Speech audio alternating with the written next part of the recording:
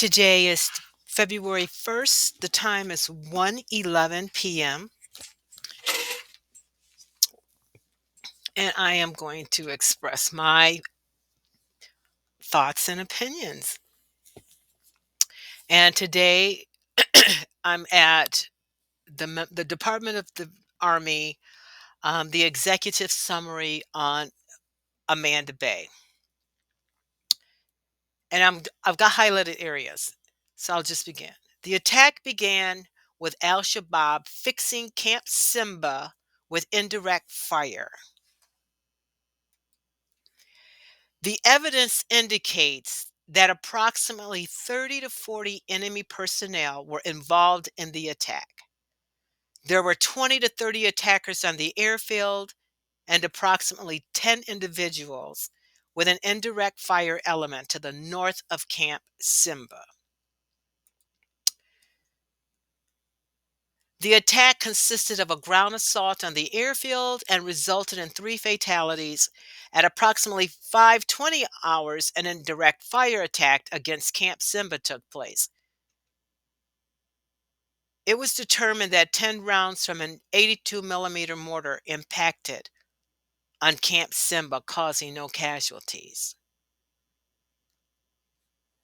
That's alarming, and you'll see why.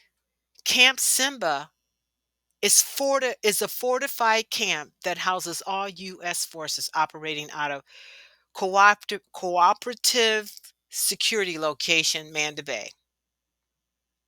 Camp Simba is fortified.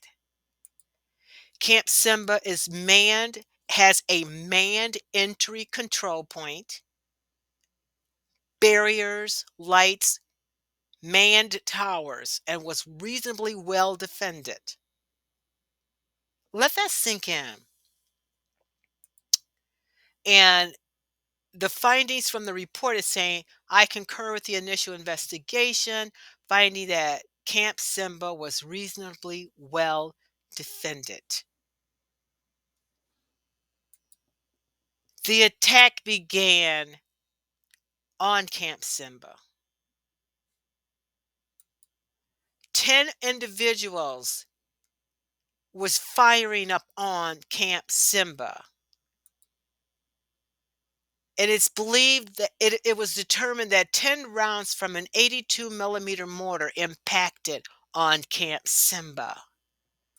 Camp Simba is a fortified camp that houses all U.S. forces. It has manned control point barriers, lights, and manned towers, and was reasonably well defended. And the findings concurred that Camp Simba was reasonably well defended. Oh my God. How did al Shabaab get there? Camp Simba is surrounded by a jungle. The airfield is surrounded by a jungle. How did al Shabaab get here? And what's alarming, they're saying, this is so alarming to me. They're saying that Camp Simba was fully defended, but however, they're saying right here that 10 individuals took out mortar fire against Camp Simba, a fortified. How did they break through? If Camp Simba was well defended, how did the 10 individuals get through the barriers? Camp Simba is fortified. However, 10 individuals gained access to Camp Simba, a fortified camp. Camp Simba is a fortified camp that houses all U.S. forces. It has manned entry points, barriers, lights, and a manned tower. However, it was attacked. This is the most serious thing of all.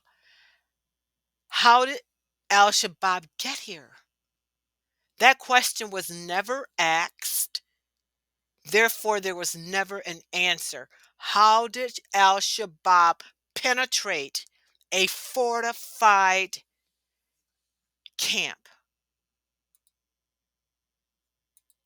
Camp Simba is a fortified camp that houses all U.S. forces operating out of cooperative security location Manda Bay. How did they get there?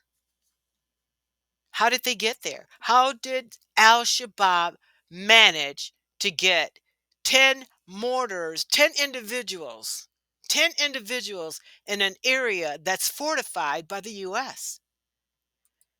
How did Al Shabaab get entry into a space that has manned entry control points? It has barriers, it has lights, it has manned towers.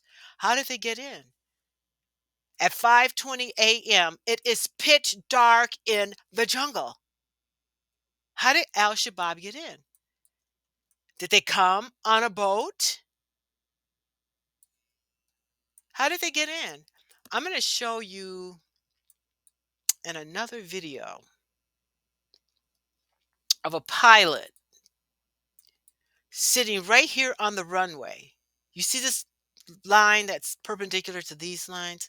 This runway right here, that line right there? Pre-flights are done right here. And when they're done right there, that airplane cockpit is looking directly east. And where you see this artifact right here, this is where Al Shabaab is alleged to have attacked the aircraft that was taxiing on the runway. I'm going to show you the cockpit view. And the essence is the